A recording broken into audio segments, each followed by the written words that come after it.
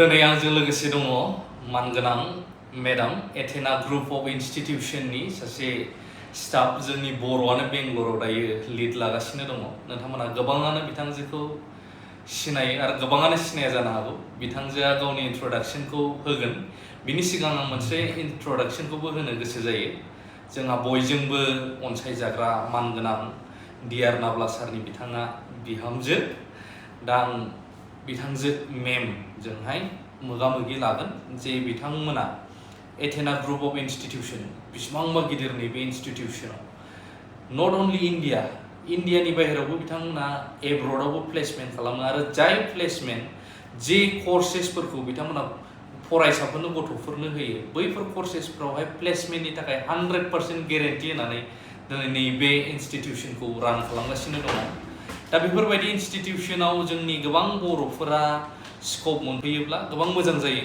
दा बिनि थाखायनो बिथांमोना मा मा कर्सेस अफार खालामो दा जों माखासे मानिखौ मेडामनिफ्राय मिथिनानै लागोन।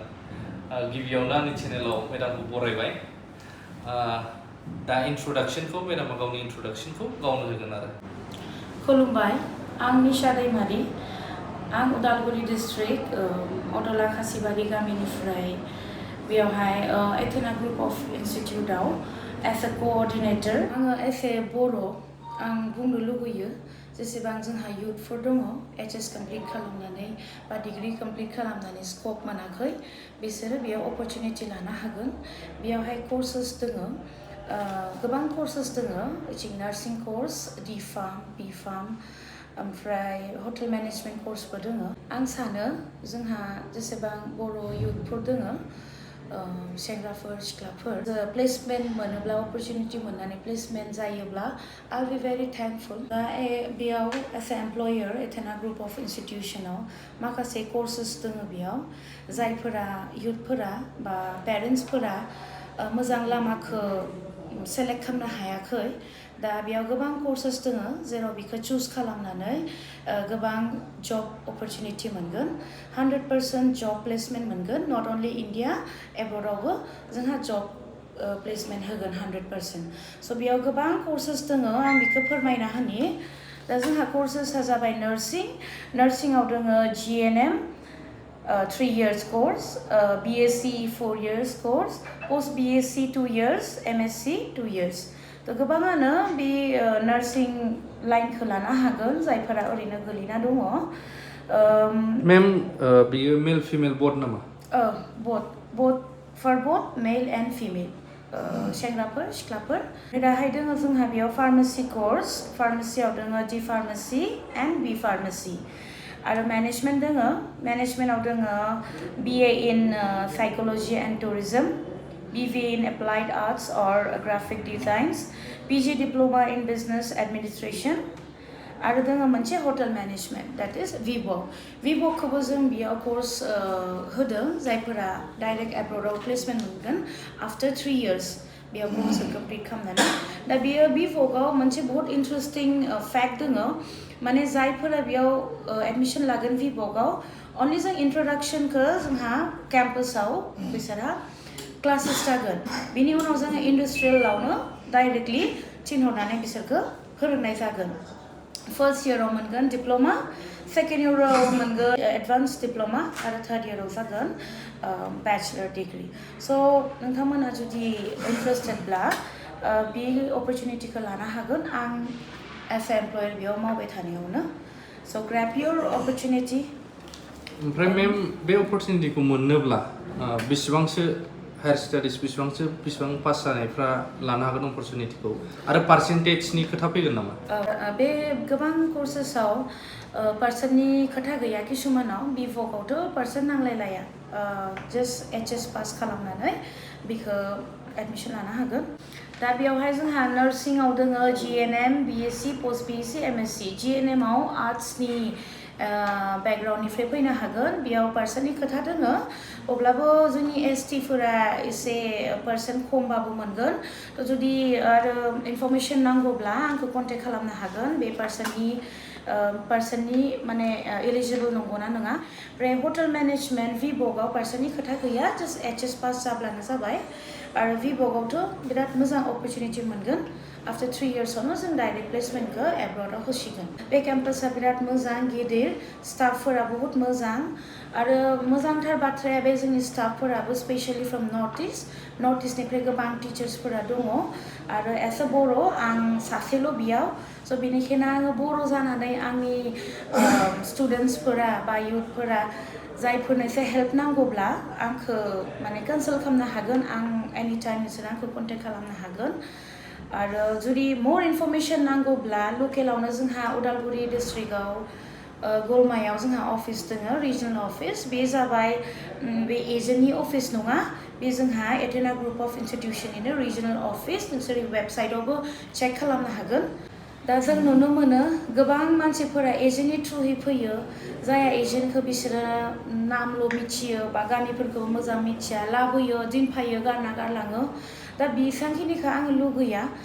आं बेयाव एज ए एमप्लयार बे इन्स्टिटिउटआव मावनायावनो नोंथांमोना जुदि बे अपरचुनिटिखौ लायोब्ला मोजां आरो प्लास बे एजेन्टफोरनि थ्रु फैनाया रावबो रिक्स लानो हाया खिन्थु आं एज ए एमप्लयार बेयाव 100% जब ग्यारान्टि दङ जोंहा अलरेडि बे इन्स्टिटिउटनिफ्राय एब्रडावबो मोननाय गथ'फोर दोङो गोबाङानो दोङो आरो सेलेरिया जुदि एब्रडाव जुदि चान्स मोनोब्ला जोंनि गथ'फोरा बिनिफ्राय बेयाव स्टाडि खालामनानै एब्रडाव मोनोब्ला सेलेरियानो 1.5 lakh to 2 lakh per month बेसांखिनिखौ मोननो हायो स' जुदि सोरबाफोर बे अपरचुनिटिखौ ग्रेब खालामनोब्ला आंखौ कनसाल्ट खालामनो हागोन नोंथांमोना गोबांथार खोथा मानगोनां निशा मेडामनिफ्राय खोनानो मोनबाय बिथांजोआ एसे एमप्लय बे इन्स्टिटिउटआवनो दङ चेयारमेन सार बे इन्स्टिटिउटनि आरो बिथांजोनि दैदेननायावनो आं बेयाव नुफैबाय गोबांथार आं इन्स्टिटिउट आरो बिसिनि अन हस्पिटाल्स बेफ्रावबो गिदिंबाय गिदिंनानै नुदों नोंगौ बेवहाय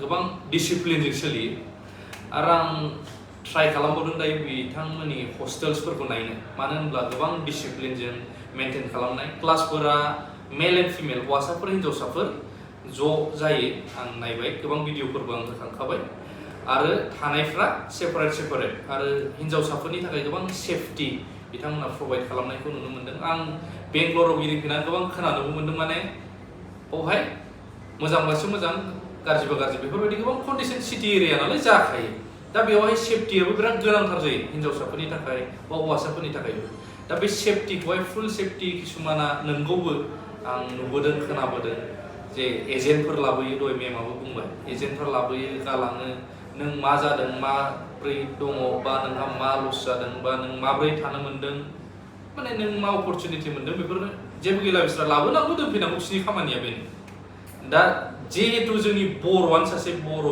मेमाबावहाय एसे एमप्लय मावनानै मोजां अपरचुनिटि जोंनि जायफ्रा लाइमोनफ्रा HS बा डिग्री पास जाखांनानै गोदाव सोराव जानानै दं किसुमाना बिमाफ्रा होनोथ' गोसो मोजां डिपार्टमेन्टफोराव होनो गोसो नाथाय मोजां अपरचुनिटि मोनाखै मोजां गाइड खालामग्रा मोनाखै बैफोरनि थाखाय आं नैबे भिडिअखौ स्पेसियेलि गोबां इम्परटेन्ट बा गोनांथार जागोन होनना आं सानो दा मोजां नोंथांमोना जायफ्रा गोसो गुदुं कर्सेसफोरखौ एचिभ खालामनो बा लानो कन्टेक्ट खालामनो हागोन कनसाल्ट खालामनो हागोन जाहाथे मोजाङैनो बेवहाय कर्सेसफोरखौ लानो हायो आरो जाय बिथांमोना 100% प्लेसमेन्ट ग्यारेन्टि होदों गोबांथाराव नुनो मोना आरो आंबो चेक खालामबाय गोबाङा सोङो ना रिकगनाइज इन्स्टिटिउटनि आन्दाराव नोंना नङा बे इउनिभारसिटिनि आन्दाराव दा आं बेफोरखौबो नायबाय रिकगनाइज गासिबो दंजोबो आरो इभेन बिथांमोना जेरै मैया आं चेयारमेन सारजोंबो रायलायदों मोजाङैनो बांसिना बे आब्रडआव थायो थाङो फैयो दा UK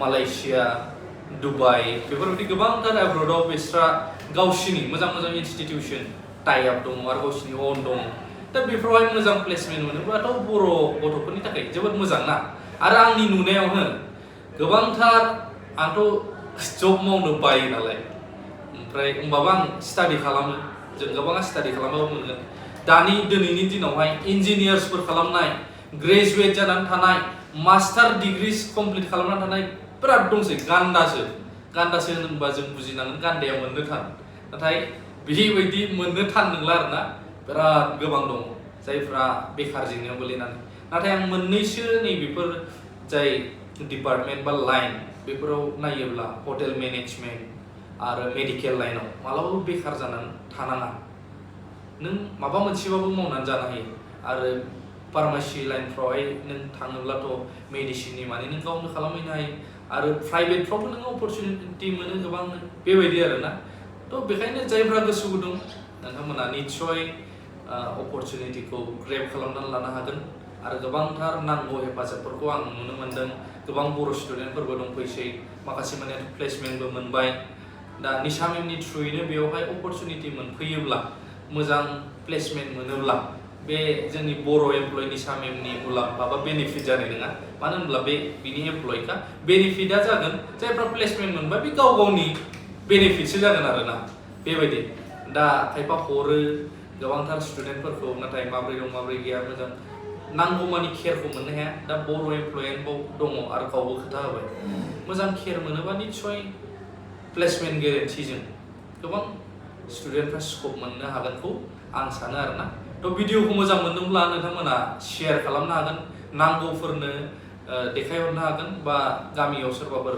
गोसो गुदुं जायफ्रा बेखार जानानै दं हायार सेकेन्डारि डिग्री कमप्लिट खालामनानै आर्ट्सआबो लानो हायो नोंथांमोना मिथिखाबाय माखासे कर्सेसफोरखौ माखासे कर्सेसआ पार्सेन्टेजनि खोथा गैया गोबाङा सोङो आं बुंनानै होखाबाय थ' बेखायनो नोंथांमोना गाव गावनि अपरचुनिटिखौहाय ग्रेब खालामनानै लानो हागोन आरोना भिडिअखौ बारा गोबाव खालामला आं बेखिनियावनो दोनथ'नोसै थेंक इउ भेरि माच फर वाचिं लाभ इउ